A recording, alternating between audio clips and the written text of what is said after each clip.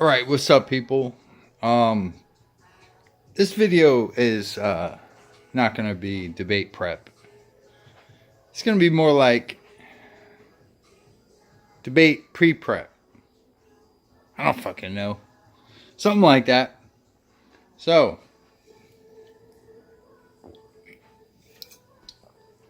let me think about this for a second. Hold on. Gotta give me a second.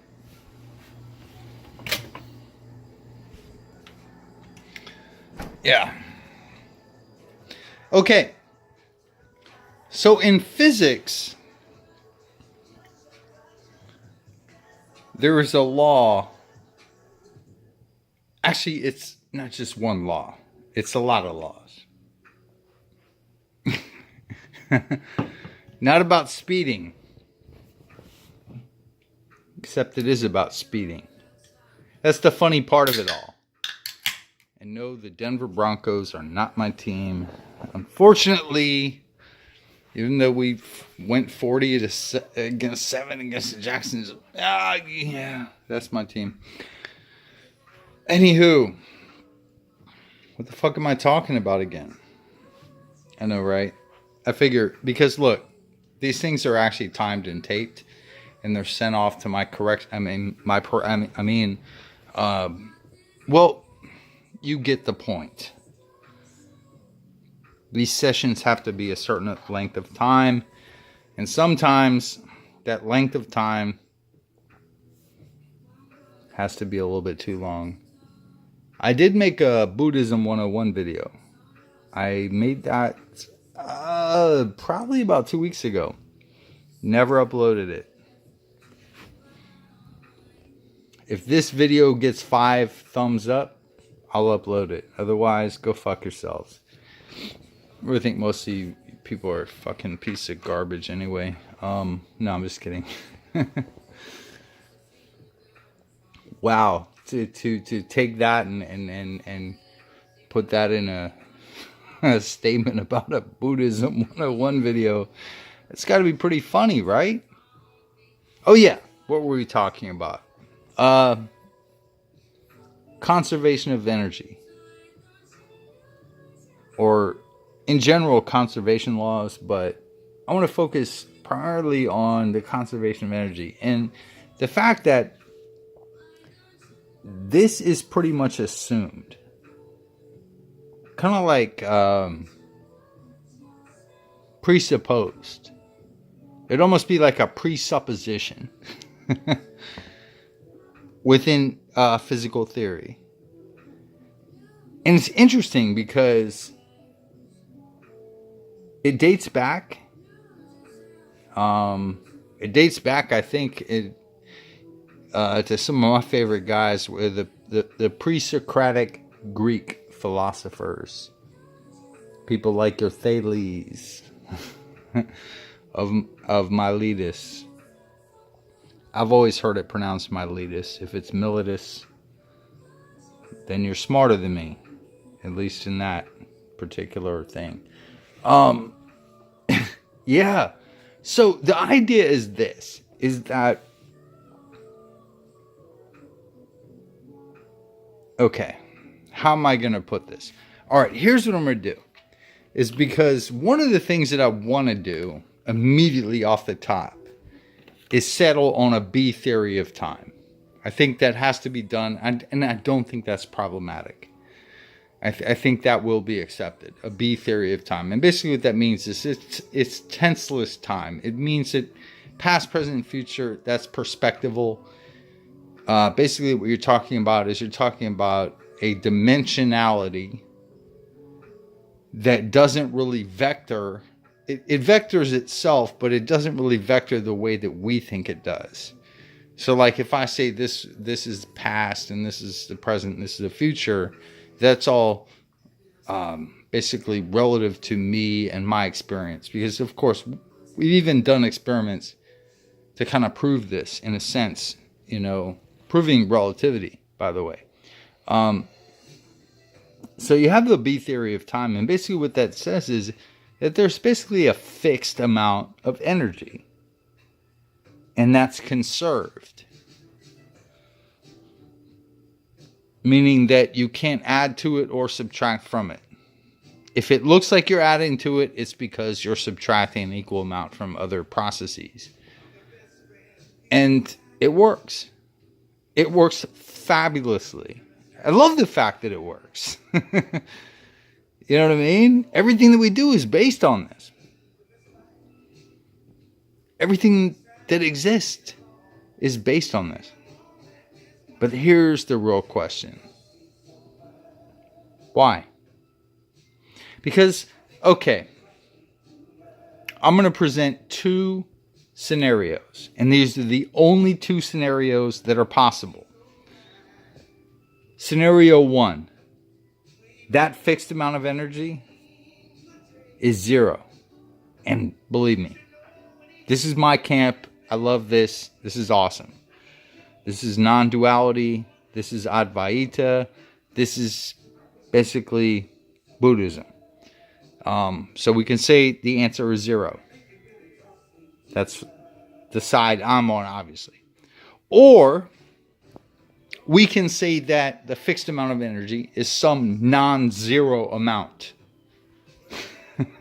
Right? Obviously. Excluded middle. That's your only two choices. But either way, and I want you to think about this for a second. This isn't debate prep. This is debate pre-prep. I'm trying to figure where I want to go with this because I have so many angles. And to go up against somebody that is so fucking well-grounded, it's like I have this angle, this angle, this angle, and I'm like, okay, all right, look, I got to whittle this down. This is going to be, if I'm lucky, an hour and a half. If I'm lucky, I'll get an hour and a half on this, and maybe they do a post, and I'll be in on the post. They do posts sometimes, meaning post debate videos where it's kind of like the after party or whatever. But if I'm lucky, I get an hour and a half. And so it's like, how exactly am I going to approach this? And even within this concept, even within this construct, it's like, okay, so there is a fixed amount of energy across a B theory of time, which basically means that time, it's block time. It's block time. Imagine that the four-dimensional space-time continuum that we have, at least within our present models conceived of, what the fuck have you, that within that block, that there is this quantity that we call energy that is always conserved. So then my natural question is, well, where the fuck did that whole thing come from? I mean, where the fuck did... Okay, it's either 0 or non-zero. I think 0 is harder, actually. Most people would say it's easier to defend. I think that's harder because that's like balancing something on the head of a pin, which is exactly what I think is happening. Or you would have to argue for some non-zero amount, which would be weird. It would be like, and I remember back when I was young and I was into these popular physics books. You know what I mean? And one of the things, the big thing going around was the anthropic principle. And there are strong and weak versions of this, but basically the idea is this. The only reason you're able to ask questions like this is because you exist in a universe like this in which you are enabled to ask questions like this. So it'd be like, and this is actually somewhat true if you think about it. Think about it like this. If I have a 6-sided die, like a normal dice, and I rolled it, prior to me rolling it, it's 1 out of 6. But after I roll it, whatever number lands heads up, that's the fucking roll. And that's the role that you have to go with. And so, like, the anthropic principle is basically like, look, there's roles, and again, this is going to get into multiverse theory, which even at the time, I don't think they were really seeing that was happening and their implications, but eventually they got to that shit. And again, I don't accept the multiverse on quantum mechanical grounds. I accept it on other grounds, but the idea is basically this, is that, like, look, dude, the fact that we're even here to have this argument means that die roll, no matter how improbable it might have been to your imagination, got rolled. Somehow. By somebody. I don't know. No, maybe it did. No, it didn't get rolled. I mean, that's all just fucking metaphors and shit like that, right? So we're not talking about, like, I'm not trying to fucking, like, sneak in a roller of the dice. I'm not trying to do that. I don't need a roller of the dice. I think the dice themselves are evidence. I think the dice themselves is the proof. Which is why the whole, what everybody's going to now, and they think, and this is where Lawrence Krauss fucked up, other than, like, touching little girls where they don't want to be touched. Yeah, we gotta own, I don't have to own that because I don't do shit like that. But does that invalidate anything he said intellectually? No, it doesn't. He made an argument about a universe from nothing, and in that, basically what he's trying to say is that, well, my critique of him is that he presupposes the laws of quantum dynamics prior to those laws being established. So then that becomes his God. See, at the end of the day, what's really going on here is that we're all shuffling God around a table. A giant table. Philosophically, intellectually. There is this inescapable fundament of reality.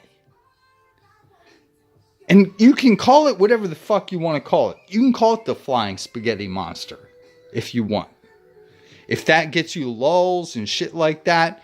But people with a little bit more brain, they understand that really what's going on here is that you basically have this thing that you're shuffling around the table, and that thing will never go away. You can try to hide it. You can try to do whatever the fuck you want with it, but it never goes away.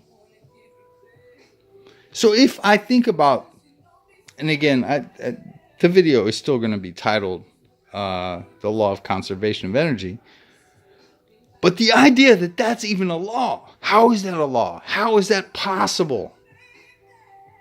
Why? And even if you're conserving energy, that energy must be some amount. That is either a zero amount or a non-zero amount. So we can accept that. We can accept it and go 2 steps in. I accept the fact that your conservation laws are true.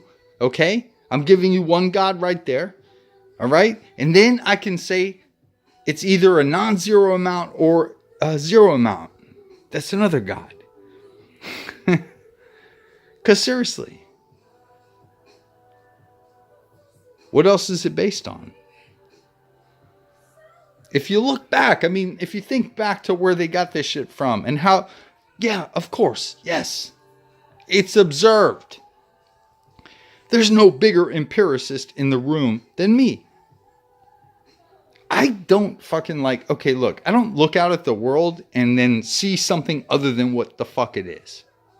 So if I'm looking out at this world right now, I happen to be in my downstairs, and that encompasses a kitchen, which you can see on the far,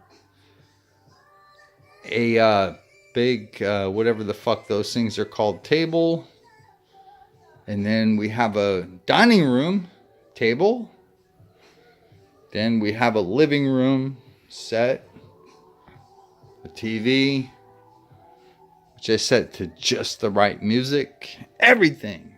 I'm an empiricist. I believe in, hey, all right, look, the world is what it is. We observe the world to be exactly the way it is. So we start there. Question is, where do we finish? Because that world teaches us things that we would not have even thought possible. Think about that for a second. I forget who the fuck said it, but somebody said not only is the world, I think they used the word queer, queerer than you can imagine, or something. Look that quote up. It's funny. Because the idea behind it is that we're looking at something and we know that there's this thing on the table that we can't get rid of. We just keep shuffling it around. You can call it whatever you want. I think the word God is a poison term at this point. I really do. Like when I was talking to, and again, if his name's not Keith, put another bullet in my head. He will, I'm sure. Because I kept saying that these terms were loaded that I was being given, but I'll take them and I'll okay, give me a loaded shit and I'm going to take it, I'm going to unload it real quick, and then I'm going to show why. Look, you can take anything and get to this. And I'm going to fucking, you know what? Just out of respect for who I'm going up against, I'm going to fucking quote some scripture. And I'm not a Christian, but I'm going to do it anyway, because I think it's going to be fun. Anywho, yeah, dude, just I'm bouncing off the motherfucking walls at this point. This isn't prep. This is pre-prep. This is like me trying to figure out, okay, look, I have all these angles. I have a ton of angles I can come at this from. I won't really know until I sit down with the man how he's going to be coming at me. I'm pretty sure it's going to be some sort of dismissivism. Which, okay, fine. Then I go pure Socratic method. I don't want to do that. Look, man, dude, you have no idea.